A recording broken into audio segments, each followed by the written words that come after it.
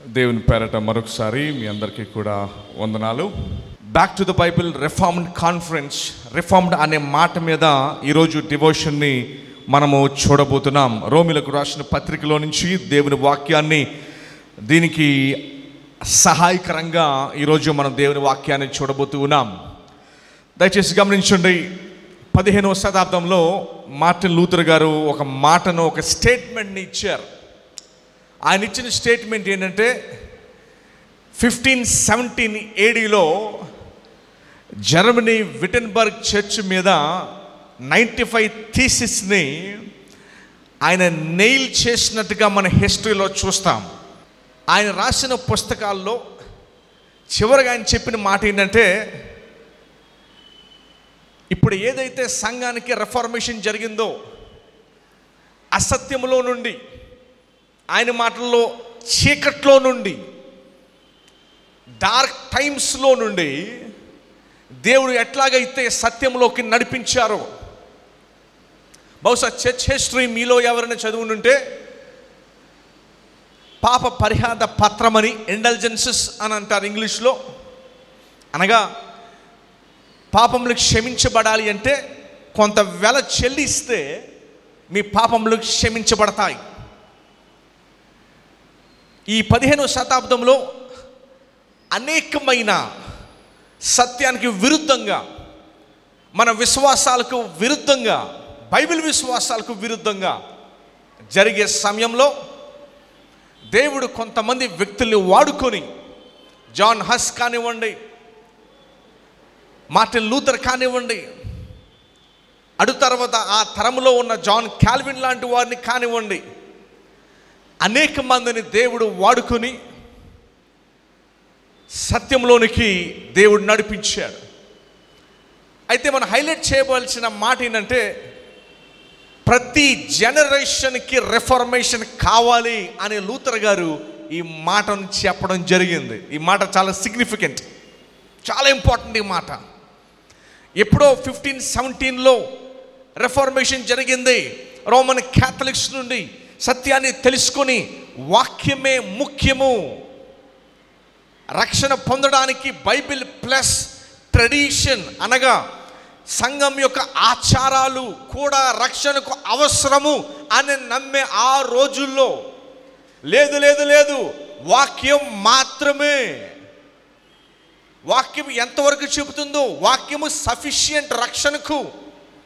అంతకు మించి ఏ వ్యక్తి యొక్క ఆలోచన, చర్చ్ యొక్క ఆలోచన కూడా, ఏది కూడా రక్షణకు ప్రామాణికము కాదు.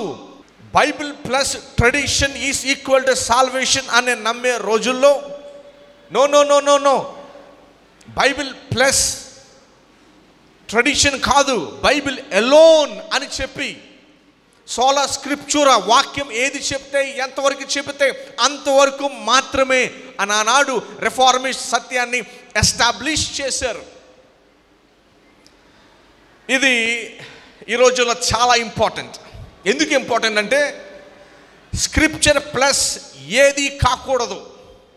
ఆనాడు స్క్రిప్చర్ ప్లస్ ట్రెడిషన్ అయ్యింది, సంఘ ట్రెడిషన్ అయ్యింది. రెలిక్స్ పట్టుకోవడం ద్వారా, అనగా వారి భాషల్లో సెయింట్స్, పరిశుద్ధులు ఏదైతే వాడారో వారి వాడిన వస్తువులను పట్టుకోవడం ద్వారా కొన్ని పాపములు క్షమించబడతాయి అని నమ్మే రోజుల నుండి నో నో నో, పాపములు క్షమించబడాలి అంటే కేవలము వాక్యమే ప్రామాణికము తప్ప, వాక్యము తప్ప ఇంకొకటి ఏది ఉండకూడదని సత్యాన్ని ఎస్టాబ్లిష్ చేయడం జరిగింది. ఆనాడు లూథర్ గారు ఒక మాటని చాలా స్పష్టం చేశారు. ప్రతి జనరేషన్కి రిఫార్మేషన్ చాలా అవసరము. ఇప్పుడు ఏదో జరిగింది, చేశాము, మారింది కాదు, కానీ ప్రతి తరము కూడా సత్యములో నుంచి అతి సులభంగా తొలగిపోతారు అన్నది చెప్పబడిన మాట. దయచేసి గమనించండి. ఎవరైతే ప్రవక్తని చంపింది, ప్రభువుని చంపింది, శిష్యుల్ని చంపింది, అటు తర్వాత బైబిల్ ట్రాన్స్లేషన్ చేసిన వారిని చంపింది, అందరూ కూడా ఇదిగో మేమే ఈ గ్రంథాన్ని ప్రకటిస్తాము, ఈ గ్రంథానికి మేమే హక్కుదారులము అని ఎవరైతే ప్రకటించుకున్నారో వారే దేవుని జనాంగాన్ని చంపినట్టుగా మనం చూస్తూ ఉంటాం. J.I. Packer అని ఒక పెద్ద ఒక మాట అన్నాడు, popular Christianity has always been unbiblical అని అన్నాడు. Popular Christianity has always been unbiblical.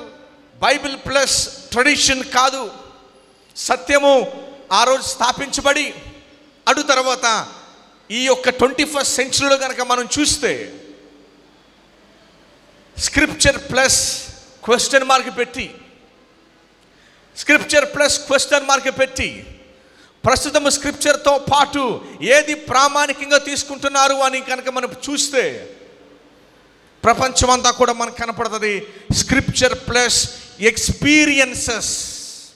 వాక్యము ఓకే, కానీ దానితో పాటు ఇదిగో దేవుడు నాతో మాట్లాడాడు, దేవుడు నా ద్వారా మాట్లాడుతూ ఉన్నాడు, దేవుడు నాతో మాట్లాడబోతూ ఉన్నాడు. బహుశా చాలామందికి ఇది వినేవారికి విషయం అభ్యంతరంగా ఉండవచ్చు. అదేంటిది, దేవుడు వాక్యం ద్వారానేనా, వ్యక్తుల ద్వారా కూడా, ఇప్పుడు నాతో కూడా అందరితో కూడా మాట్లాడతాడు, అందరి ద్వారా కూడా మాట్లాడతాడు కదా. దయచేసి గమనించండి, ఎస్టాబ్లిష్ చేయబడిన సత్యము శిష్యులు అడు తర్వాత రిఫార్మర్స్ ఎస్టాబ్లిష్ చేయబడిన సత్యం ఏంటంటే దేవుడు వాక్యం ద్వారా మాత్రమే మాట్లాడతాడు అని.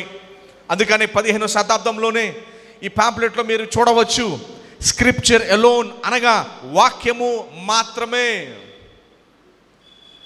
రీసెంట్ టైమ్స్లో చాలామంది తమ యొక్క వ్యక్తిగత అభిప్రాయాలు చెప్పి, ఇదిగో ఇది చెప్పేది నేను కాదు, ఇదిగో ఇది చెప్పేది దేవుడే, ఇది నేను కాదు మాట్లాడేది, ఇది దేవుడే మాట్లాడుతున్నాడని చెప్పి అనేకమైనవి దారి తప్పిపోయినాయి. ఇదేం కొత్త కాదు, ఇదేమి కొత్త కాదు. అందుకనే ఎస్టాబ్లిష్ చేయబడిన సత్యం ఏంటంటే వాక్యము మాత్రమే, దేవుడు వాక్యం ద్వారానే మాట్లాడతాడు. అందుకనే ఇది ఇప్పుడు చెప్పబడిన సత్యం కాదు. అందుకని లూథర్ గారు చెప్పిన మాట ఏంటంటే, ఇదిగో ప్రతి జనరేషన్కి రిఫార్మేషన్ కావాలి, ఎప్పుడో ఒకసారి జరిగింది కాదు. ఎందుకంటే సత్యం నుంచి చాలా సులభంగా, చాలా ఈజీగా తొలగిపోతారు.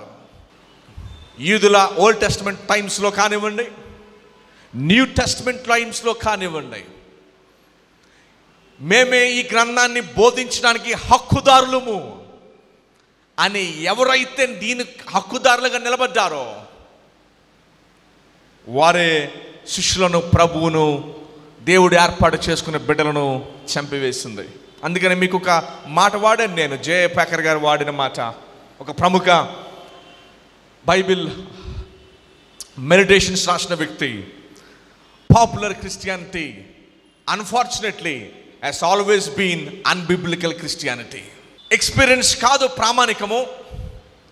ఈ రోజుల్లో ఎక్స్పీరియన్సెస్ స్క్రిప్చర్ని బీట్అవుట్ చేసేసినాయి. బహుశా ఒకసారి నేను బైబిల్ స్టడీలో కూర్చుంటే ఒక బోధకుడు అంటూ ఉన్నాడు, ఇదిగో నేను బైబిల్ కూడా ఓపెన్ చేయను, నేను బైబిల్ కూడా ఓపెన్ చేయను, దేవుడు డైరెక్ట్గా నాతో మాట్లాడిస్తూ ఉంటాడు, నేను డైరెక్ట్గా చెప్పేస్తాను. నేను తెలుసా నా భక్తి ఎంతో తెలుసా, నా భక్తి ఎంత అంటే నేను బైబిల్ కూడా ఓపెన్ చేయని అవసరం లేదు, దేవుడు నాతో డైరెక్ట్గా మాట్లాడతాడు, నేను మీకు డైరెక్ట్గా నేను ఇచ్చేస్తాను మీకు నేను వాక్యాన్ని. దయచేసి గమనించండి, బహుశా ఇది సమయము, ఎక్స్పీరియన్స్ కాదు మనకి ముఖ్యము, దేవుడు నీకేం చెప్పాడో కాదు, దేవుడు బైబిల్లో ఏం చెప్పాడో అది ఇంపార్టెంట్. ఒక ఆయన అన్నాడు, బాగా చెప్పాడా కాదు, ఆ బోధకుడు బైబిల్ చెప్పాడా అది ముఖ్యం. బాగా చెప్పేవాళ్ళు కాదు మనకు కావాల్సింది, బైబిల్ చెప్పేవాళ్ళు కావాలి. ఇది నా మాట కాదు, బెరియల్ చెప్పిన మాట.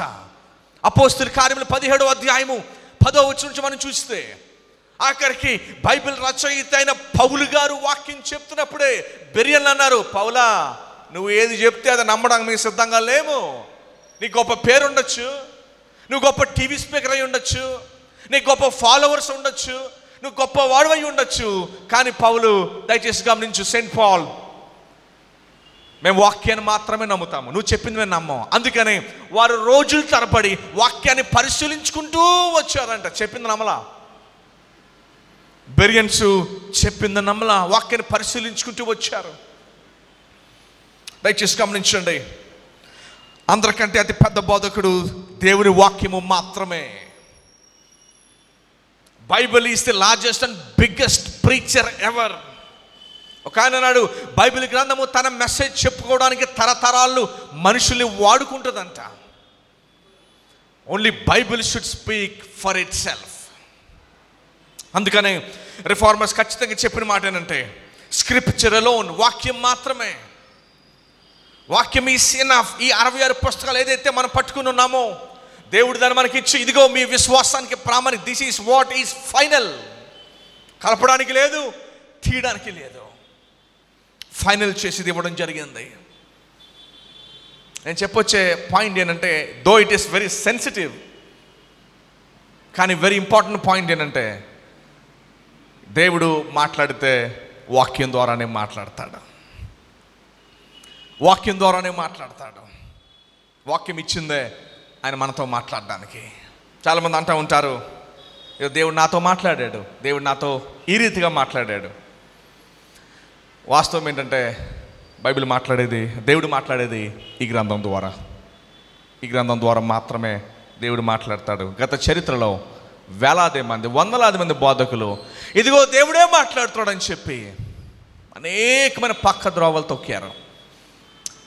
మనం బ్యాక్ టు ది బైబిల్ అంటే, సార్ మీరేమనుకుంటున్నారో కాదు, మీరేం చెప్తున్నారో కాదు, బైబిల్ ఏం చెప్తుందో మాకు కావాలి. అందుకని బెరియల్ మనం జ్ఞాపకం చేసుకుంటాం. బెరియల్ పాలు చెప్పింది నమ్మలా, లేఖనాలు పరిశీలించుకుంటూ వచ్చారు. ఎన్ని రోజులు ఎన్ని వారాలు ఉన్నాడో తెలీదు మనకి పౌలు అక్కడ. అయితే పౌలు చెప్పిందల్లా వారు నమ్మలా.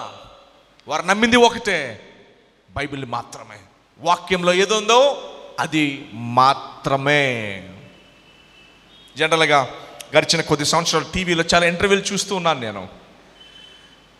చాలా గొప్ప గొప్ప బోధకులు చెప్తూ ఉన్నారు, ఇదిగో నేను పరలోక రాజ్యానికి వెళ్ళి వచ్చాను, నేను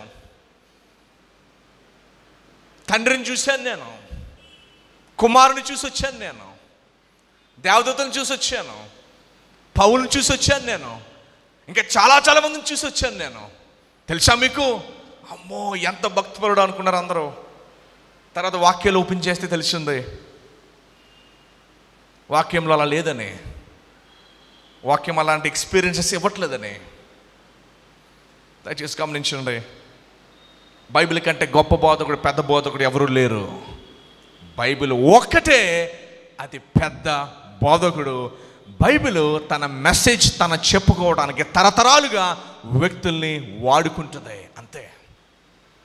ఒక ఆయన అన్నాడు, మా బైబిల్ కాలేజ్ నా బాగా జ్ఞాపకం, వేరే దేశంలో చదువుకునేటప్పుడు ఆయన చెప్పిన మాట ఏంటంటే, దేవుడు కిచెన్లో చెఫ్ అయితే, తినడానికి వచ్చిన రెస్టారెంట్కి వచ్చిన కస్టమర్స్ కాంగ్రిగేషన్ అయితే,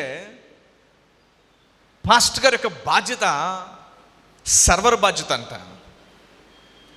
లోపల చెఫ్ డిష్ చేసిన తర్వాత, వండిన తర్వాత దారిలో సర్వర్ ఎక్కడో కూడా ఏమీ యాడ్ చేయకూడదు.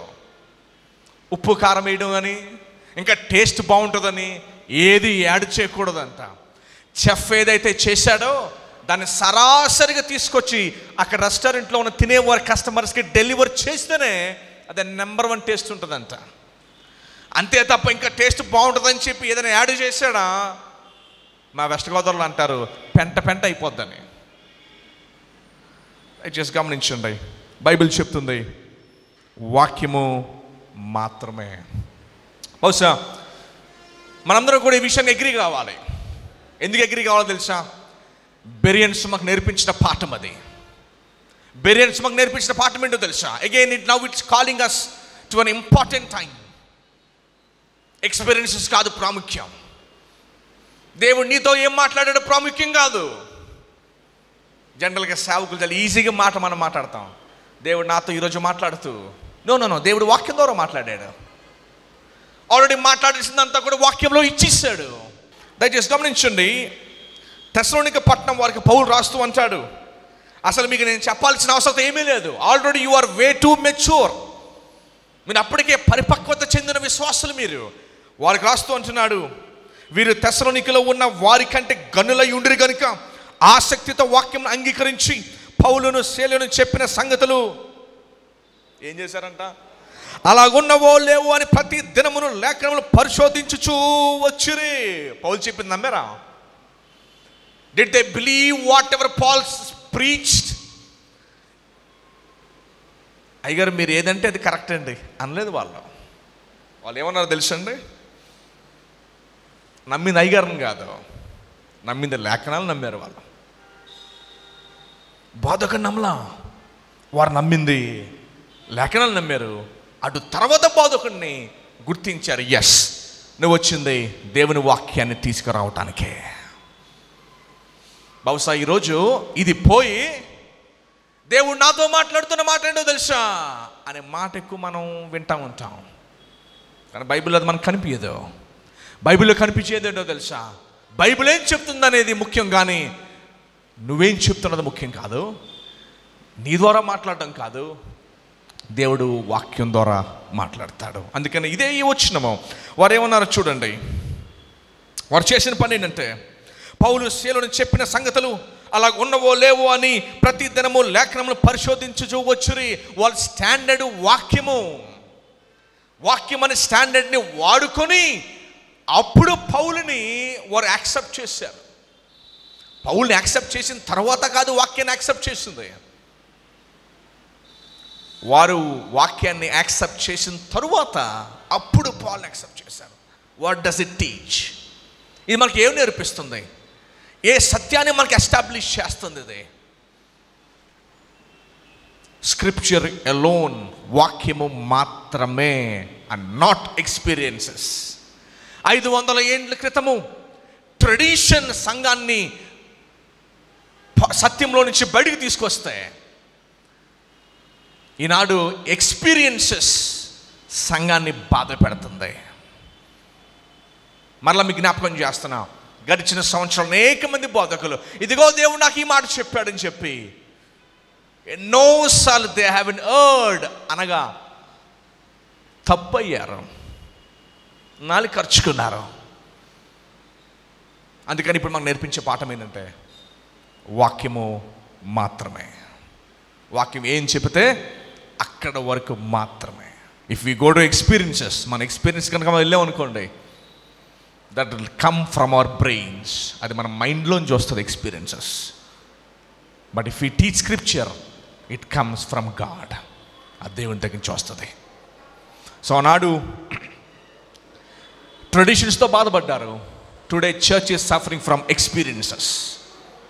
So it's time for us now to get back to the Bible and see the truth. ఆ ట్రూత్ ఏంటంటే, not peoples experiences what matters. What scripture says is final.